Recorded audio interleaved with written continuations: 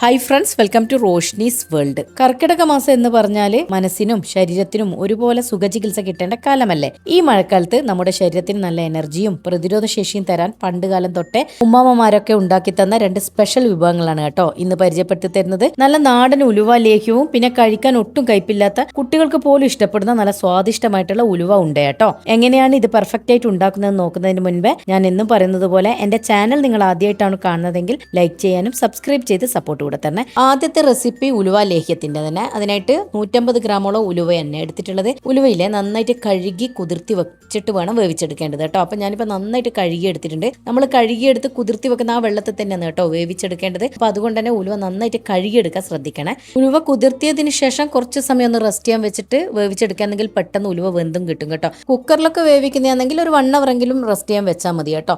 ഇതിപ്പോൾ സാധാരണ പാനിൽ കുക്ക് ചെയ്തെടുക്കുന്നത് കൊണ്ട് തന്നെ ഒരു 1 hourന്റെ മേലെ ഞാനിത് കുതിർത്തി എടുത്തിട്ടുണ്ടായിരുന്നേ. അപ്പോൾ ഇനിയിപ്പോൾ ഇത് നമുക്ക് പാനിലേക്ക് ഇട്ട് കൊടുക്കാം. കൂടെ തന്നെ ഒരു 1.5 ടേബിൾ സ്പൂണോളം ചെറിയ ജീരകം നന്നായിട്ട് കഴുകി എടുത്തിട്ടുണ്ട്. ഇതുകൂടെ നമുക്ക് ഇതിലേക്ക് ഇട്ട് കൊടുക്കാം. 1.5 ടേബിൾ സ്പൂൺ തന്നെ കുരുമുളക് മുഴുവനുള്ളത് എടുത്തിട്ടുണ്ട്. ഇതും നന്നായിട്ട് കഴുകി വൃത്തിയാക്കി എടുത്തതാ. അതും കൂടെ ഇതിലേക്ക് ഇട്ട് കൊടുക്കാം.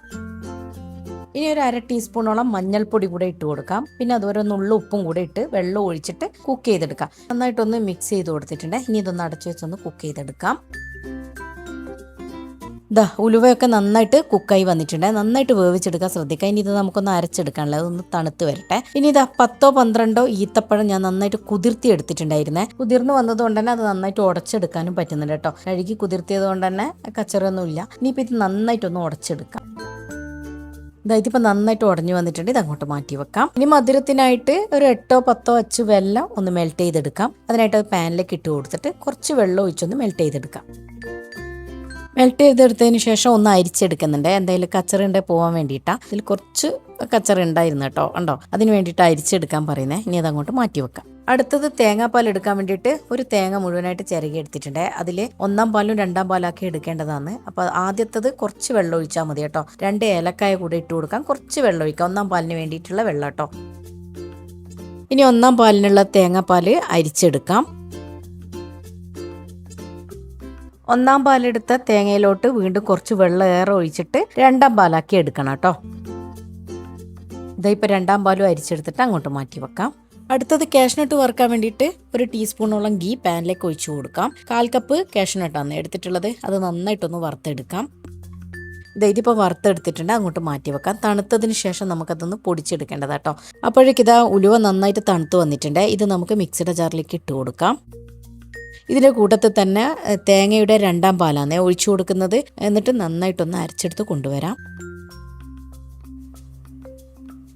ഇതുപോലെയാണ് അരച്ചെടുത്തിട്ടുള്ളത്. നല്ല സ്മൂത്തായിട്ട് തന്നെ അടിച്ചെടുത്തിട്ടുണ്ട്. അരച്ചെടുത്ത ഉലുവയിലോട്ട് ഉടച്ചു മാറ്റി വെച്ച ഈത്തപ്പഴം കൂടെ ചേർത്ത് കൊടുക്കുന്നുണ്ട്. ഇതൊന്ന് ബ്ലെൻഡായി കിട്ടാൻ വേണ്ടി മാത്രം. ഈത്തപ്പഴം ഓൾറെഡി ഉടഞ്ഞിട്ടുണ്ട്. പക്ഷെ നമുക്ക് എളുപ്പത്തിന് വേണ്ടിയിട്ടാട്ടോ ഞാനിങ്ങനെ ഒന്നിച്ചിട്ടൊന്ന് ബ്ലെൻഡ് ചെയ്തെടുക്കുന്നത്. ഇപ്പോൾ ഇത് കണ്ടോ, ബ്ലെൻഡായി കിട്ടിയിട്ടുണ്ട്. അപ്പോൾ ഒന്ന് തിക്ക് ആയിട്ട് കിടക്കാന്ന് കേട്ടോ. അപ്പോൾ അതിന് വേണ്ടി ഞാൻ കുറച്ചുകൂടെ തേങ്ങാപ്പാലിൻ്റെ 2-ാം പാൽ ഒഴിച്ചു കൊടുത്തിട്ട് അതൊന്ന് ലൂസാക്കി എടുത്തിട്ടുണ്ട് കേട്ടോ.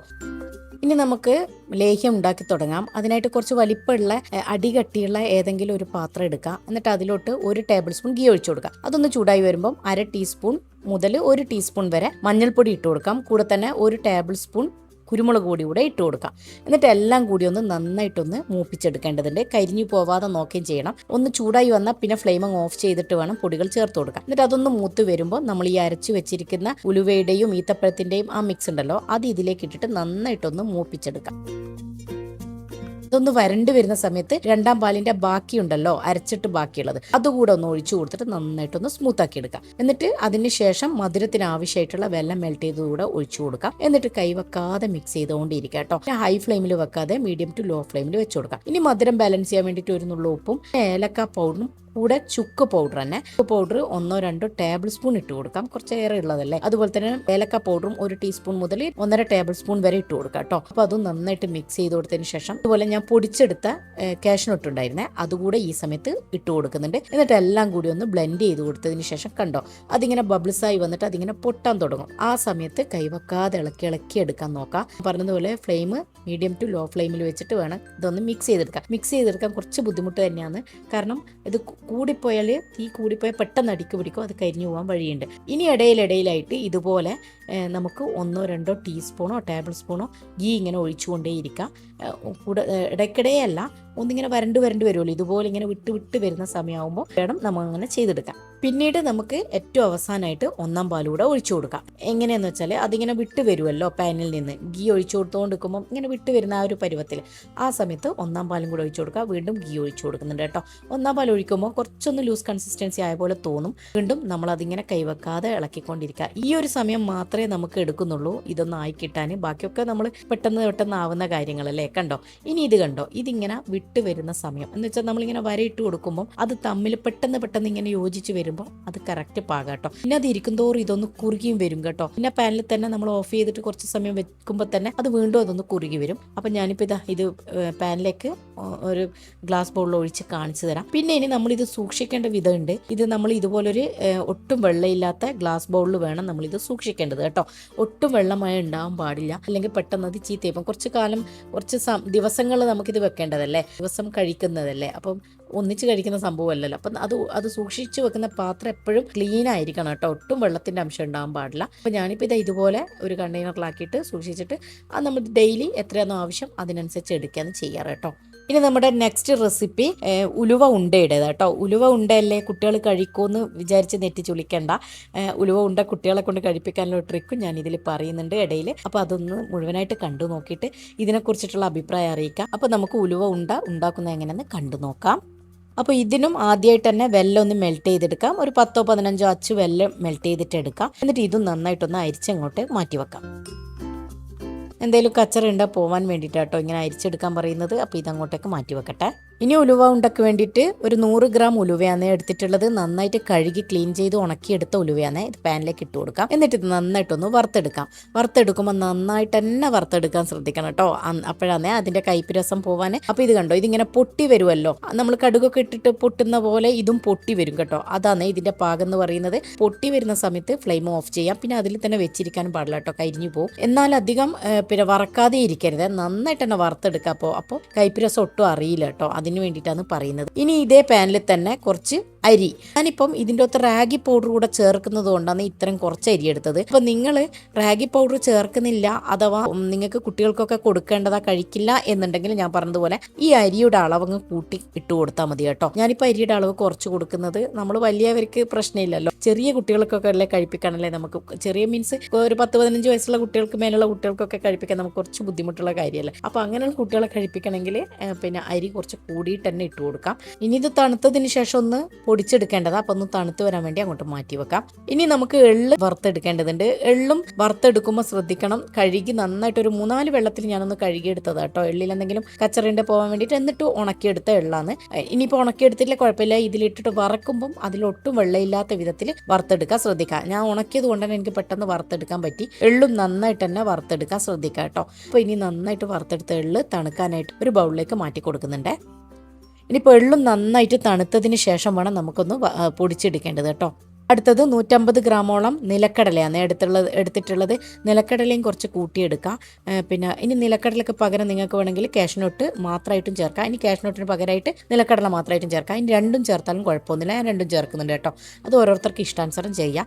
ഇനി ഇതും പാനിലേക്ക് ഇട്ട് കൊടുത്തിട്ട് നന്നായിട്ട് വറുത്തെടുക്കാം. എൻ്റെത് ഓൾറെഡി ഇത് റോസ്റ്റഡ് നിലക്കടല കേട്ടോ. ഇനി അഥവാ നിലക്കടലയിൽ തൊലിയൊക്കെ ഉണ്ടെങ്കിൽ അത് പോകാൻ വേണ്ടി ഒരു എളുപ്പ വഴിയുണ്ട്. ഒരു ബോട്ടിലിട്ടിട്ട് നന്നായിട്ട് ഷെയ്ക്ക് ചെയ്താൽ മതി കേട്ടോ. തൊലി പെട്ടെന്ന് റിമൂവ് ആയി കിട്ടും. ഇപ്പം ഞാനിപ്പോൾ ഇത് വേറൊരു ബൗളിലോട്ട് മാറ്റി കൊടുക്കുന്നുണ്ട്. അതൊന്ന് തണുത്ത് വരട്ടെ, പൊടിക്കാനുള്ളതാണ്.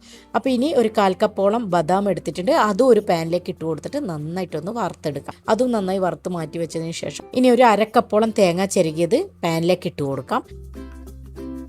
എന്നിട്ട് നന്നായിട്ട് ഇതും ഒന്ന് വറുത്തെടുക്കാം. തേങ്ങയും കുറച്ച് കൂടുതൽ തന്നെ എടുക്കുന്നത് നല്ലതാണ് കുട്ടികൾക്ക് കൊടുക്കുകയാണെങ്കിൽ കേട്ടോ. ഞാൻ പറഞ്ഞല്ലോ, ഞാൻ അധികം എടുക്കുന്നില്ല, ഞാൻ 1/2 കപ്പോളം എടുത്തിട്ടുള്ളൂ. നിങ്ങൾ എടുക്കുന്ന മക്കൾക്കൊക്കെ കൊടുക്കാനുള്ളതാണെങ്കിൽ 1 കപ്പ് തന്നെ എടുക്കാൻ നോക്കാം കേട്ടോ. കുറച്ച് വലിപ്പമുള്ള കപ്പ് ഉണ്ടാവില്ല, അത് എടുക്കാൻ നോക്കാം. എന്നിട്ട് നന്നായിട്ട് വറുത്തെടുക്കാനും നോക്കാം. ഇനി നമുക്ക് ഇതൊക്കെ ഒന്ന് പൊടിച്ചെടുക്കേണ്ടതുണ്ട്. അപ്പോൾ ആദ്യം ഞാൻ അരി വറുത്ത് വെച്ചിട്ടുണ്ടായിരുന്നില്ല, അത് തണുത്ത് വന്നിട്ടുണ്ട്. അത് മിക്സിയുടെ ജാറിൽ ഇട്ട് കൊടുക്കുന്നുണ്ട്. ഇതൊന്ന് പൊടിച്ചെടുത്ത് കൊണ്ടുവരട്ടെ. ഇത് പൊടിച്ചത് ഒരു മിക്സിംഗ് ബൗളിലേക്ക് ഇട്ട് കൊടുത്തിട്ടുണ്ട്. ഇനി രണ്ടാമത് ഉലുവ പൊടിച്ചെടുക്കാം. ഉലുവ നന്നായിട്ട് പൊടിഞ്ഞ് വന്നിട്ടുണ്ട്. അതും നമുക്ക് ഇതിൻ്റെ കൂട്ടത്തിൽ തന്നെ അങ്ങ് ചേർത്ത് കൊടുത്ത് നന്നായിട്ടൊന്ന് മിക്സ് ചെയ്ത് കൊടുക്കാം. ഇനി ഇതിൻ്റെ കൂടെ ഞാൻ പറഞ്ഞല്ലോ റാഗി പൗഡറാണ് എടുത്തിട്ടുള്ളത്. ഞാനിപ്പോൾ ഇത് വറുത്തെടുത്തതാണ് കേട്ടോ. ഇത് എൻ്റെ കയ്യിൽ വറുത്തത് ഓൾറെഡി ഞാൻ തലേന്ന് വേറൊരു റെസിപ്പി ഉണ്ടാക്കുമ്പോൾ വറുത്ത് വെച്ചതുണ്ടായിരുന്നു. അതുകൊണ്ടാണ് വറക്കുന്നത് കാണിക്കാതിരുന്നത്. അപ്പോൾ വറുക്കാത്തതെങ്കിൽ വറുത്ത് തന്നെ ചേർത്ത് കൊടുക്കാം. റാഗി പൗഡർ എന്തായാലും ചേർത്ത് കൊടുക്കാൻ നോക്കാം. ഞാൻ പറഞ്ഞല്ലോ ഇതിൻ്റെ കൈപ്പിരസം മാറാനുള്ള ട്രിക്ക് കൂടിയാണ് കേട്ടോ അതൊക്കെ. നിലക്കടലയും നന്നായിട്ട് തണുത്ത് വന്നിട്ടുണ്ട്. അത് മിക്സിയുടെ ജാറിലേക്ക് ഇട്ട് കൊടുക്കാം. എന്നിട്ട് ഇതും ഒന്ന് നല്ല ഫൈനായിട്ട് പൊടിച്ചെടുത്ത് കൊണ്ടുവരാം. ഇത് നിലക്കടലയും നന്നായിട്ട് പൊടിച്ചെടുത്തിട്ടുണ്ട്. ഇതും നമുക്ക് ഉലുവ പൊടിയുടെ കൂടെ ഇട്ട് കൊടുക്കാം. കൂടെ ചുക്ക്, ചെറിയ ജീരക, ഏലക്ക പൊടിച്ചതും കൂടെ ചേർത്ത് കൊടുത്തിട്ടുണ്ടായിരുന്നേ. അതിന്റെ ക്ലിപ്പ് എന്നോട് മിസ്സായി പോയതാ. എന്തായാലും ചേർത്ത് കൊടുക്കണം കേട്ടോ. ആൽമണ്ട് കൂടെ മിക്സിയുടെ ജാറിലിട്ടിട്ട് ഇതും നല്ല ഫൈനായിട്ട് തന്നെ പൊടിച്ചെടുത്ത് കൊണ്ടുവരാം. ആൽമണ്ടും നന്നായിട്ട് പൊടിച്ചെടുത്തിട്ടുണ്ട്. ഇത് ഉലുവ പൊടിയിലോട്ട് മിക്സ് ചെയ്ത് കൊടുക്കാം. ഇനി വറുത്തെടുത്ത തേങ്ങ കൂടെ മിക്സിയുടെ ജാറിൽ ഇട്ട് കൊടുത്തിട്ട് അതും നന്നായിട്ട് തന്നെ പൊടിച്ചെടുത്ത് കൊണ്ടുവരാം. ഇനി പൊടിച്ചെടുത്ത ഈ തേങ്ങ പൗഡറും ഇതിലേക്ക് അങ്ങ് മിക്സ് ചെയ്ത് കൊടുക്കാം ഉലുവ പൊടിയിലോട്ട്. അടുത്തത് എള്ളും മിക്സിയുടെ ജാറിൽ ഇട്ടിട്ട് ഒന്ന് ജസ്റ്റ് ഒന്ന് പൊടിച്ചെടുത്താൽ മതി. വല്ലാണ്ട് ഫൈനായിട്ടൊന്നും പൊടിയണ്ട കേട്ടോ. ഒന്ന് ജസ്റ്റ് ഒന്ന് പൊടിച്ചെടുത്താൽ മതി കേട്ടോ. എള്ള് മാത്രം അങ്ങനെ ചെയ്താൽ മതി. ബാക്കിയെല്ലാം നല്ല ഫൈനായിട്ട് തന്നെ പൊടിച്ചെടുക്കാൻ നോക്കണേ. എള്ള് കണ്ടോ ഇതുപോലെ ഒന്ന് ക്രഷ് ചെയ്തെടുത്തിട്ടേ ഉള്ളൂ കേട്ടോ. വല്ലാണ്ട് അങ്ങ് പൊടിയണമെന്നില്ല. എള്ള് മാത്രം. ബാക്കിയെല്ലാം പൊടിച്ചെടുക്കുമ്പോൾ നന്നായിട്ട് തന്നെ പൊടിച്ചെടുക്കാൻ ശ്രദ്ധിക്കുക. എന്നിട്ട് എല്ലാം കൂടി ഒന്ന് മിക്സ് ചെയ്ത് യോജിപ്പിക്കാം. ഇപ്പോൾ കണ്ടോ എല്ലാം ഞാൻ മിക്സ് ചെയ്ത് യോജിപ്പിച്ചിട്ടുണ്ട്. ഇനി ഇതെല്ലാം കൂടി മിക്സ് ചെയ്തതിന് ശേഷം നല്ലൊരു എയർ ടൈറ്റ് ബോക്സിലാക്കി വെച്ചിട്ട് കുട്ടികൾക്ക് കൊടുക്കുന്ന സമയത്ത് കുറച്ചധികം തേങ്ങ ചേർത്ത് കൊടുക്കാം. അതുപോലെ വെള്ളം ചീകിയിട്ടോ അതല്ലെങ്കിൽ പനങ്കൽക്കണ്ടോ ഇങ്ങനെയുള്ളതൊക്കെ ചേർത്തിട്ട് ഉണ്ട പിടിച്ചിട്ടോ അതല്ലെങ്കിൽ ഇതുപോലെ പൗഡർ ആക്കിയിട്ട് തന്നെ കൊടുത്താലും കുട്ടികൾ കഴിക്കും കേട്ടോ. അതാണ് ഞാൻ പറഞ്ഞത്. കയ്പില്ലാതെ കുട്ടികൾ കഴിക്കാനുള്ളൊരു വഴിയുണ്ടെന്ന് പറഞ്ഞല്ലോ. അത് ഇതാണ് കേട്ടോ. ഇങ്ങനെ എയർ ടൈറ്റ് ആക്കിയിട്ട് വെച്ച് കഴിഞ്ഞാൽ എൻ്റെ മോനൊക്കെ കയ്പ് എന്ന് പറഞ്ഞിട്ട് കഴിക്കത്തില്ല കേട്ടോ. അപ്പോഴൊക്കെ ഞാൻ ചെയ്യുന്നൊരു പരിപാടിയാണ്. കാരണം കഴിക്കില്ലല്ലോ. അപ്പോൾ അവരെ കഴിപ്പിക്കാനുള്ള ഒരു മാർഗ്ഗം അതേ ഉള്ളൂ. തേങ്ങ നന്നായിട്ട് ചേർത്ത് കൊടുക്കുക. അതിൻ്റെ കൂടെ തന്നെ വെള്ളം നന്നായിട്ട് ചീക്കിയിട്ട് കൊടുത്തിട്ട് കുറച്ചധികം ചേർത്ത് കൊടുത്തിട്ട് വെച്ച് കൊടുത്താൽ കുട്ടികൾ കഴിക്കാതിരിക്കത്തില്ല കേട്ടോ. അങ്ങനെ ഒന്ന് പരീക്ഷിച്ച് നോക്കും കേട്ടോ. അതാണ് ഞാൻ പറഞ്ഞ ഒരു വഴിയുണ്ടെന്ന് പറഞ്ഞത്. ഈ വഴി ഒന്ന് പരീക്ഷിച്ച് നോക്കും. അപ്പോൾ ഇനി അടുത്തത് പിന്നെ നമുക്ക് ഇതൊന്ന് ഉരുളയാക്കി എടുക്കണം. അതിനായിട്ട് വെള്ളം മെൽറ്റ് ചെയ്തത് ഇതിലേക്ക് അങ്ങ് ഒഴിച്ചു കൊടുത്തിട്ട് നന്നായിട്ടൊന്ന് മിക്സ് ചെയ്ത് കൊടുക്കാം. മധുരം കൂടുതൽ എത്രയാണോ നിങ്ങൾക്ക് ആവശ്യം അതിനനുസരിച്ചിട്ട് ചേർത്ത് കൊടുക്കാം. കൂടുതൽ വേണമെന്നുണ്ടെങ്കിൽ അത്ര വേണമെന്നില്ല. ചിലർക്ക് കയ്പ് കുഴപ്പമില്ല എന്നുണ്ടെങ്കിൽ അങ്ങനെ കഴിക്കാം കേട്ടോ. എന്നിട്ട് ഇതുപോലെ ഉരുട്ടിയെടുക്കാം. ഉരുട്ടിയപ്പോൾ കണ്ടോ നല്ല ഭംഗിയില്ല. കാണാനുള്ള ഭംഗി മാത്രമല്ല കേട്ടോ, കഴിക്കാനും നല്ല ടേസ്റ്റ് ഉണ്ടായിരുന്നു. കയ്പല്ലേ എന്ന് വെച്ചിട്ട് നമ്മൾ മാറ്റി വെക്കുന്ന സംഭവം എന്നല്ല ഉലുവ. അപ്പോൾ ഇങ്ങനെ അങ്ങ് ചെയ്താൽ മതി. കുട്ടികൾക്ക് ഞാൻ പറഞ്ഞതുപോലെയുള്ള വഴി ചെയ്തു നോക്കൂ കേട്ടോ. എന്നിട്ട് നിങ്ങൾ ഇതിനെക്കുറിച്ചുള്ള അഭിപ്രായം അറിയിക്കണം. കണ്ടോ നല്ല അടിപൊളിയായിട്ട് ഉരുട്ടിയെടുത്തിട്ടുണ്ട്. സൂപ്പർ ടേസ്റ്റ് ആയിരുന്നു കേട്ടോ. വെറുതെ പറയല്ല, ഒരു തവണയെങ്കിലും ഉണ്ടാക്കി നോക്കാം. നമ്മൾ അരിയുണ്ടൊക്കെ ഉണ്ടാക്കുമ്പോൾ അരിയുണ്ട വെറുതെ ഉണ്ടാക്കിയിട്ട് കഴിക്കുന്നതിനേക്കാളും കുറച്ചുകൂടി ഗുണമല്ലേ. അതിൻ്റെ അകത്ത് ഉലുവയൊക്കെ ചേർത്ത് കുറച്ച് നട്ട്സൊക്കെ ചേർത്ത് കുട്ടികൾക്ക് കഴിക്കുമ്പോൾ അത് ആരോഗ്യത്തിനും കൂടെ നല്ലതല്ലേ. അപ്പോൾ ഈ കർക്കിടക മാസത്തിൽ ഉലുവ ഉണ്ടയും ഉലുവ ലേഹ്യമൊക്കെ ഉണ്ടാക്കി നോക്കിയിട്ട് ഇഷ്ടമാവുകയാണെങ്കിൽ കൂട്ടുകാർക്ക് ഫാമിലിക്കൊക്കെ ലിങ്ക് ഷെയർ ചെയ്ത് കൊടുക്കുക. ആദ്യമായിട്ട് കാണുന്നവരാണെങ്കിൽ ലൈക്ക് ചെയ്യാനും സബ്സ്ക്രൈബ് ചെയ്തുകൂടെ സപ്പോർട്ട് തരണേ. അപ്പോൾ ഇതിലും നല്ല വീഡിയോസ് ആയിട്ട് പുതിയ വീഡിയോയിൽ കാണുന്നവരേക്കും താങ്ക്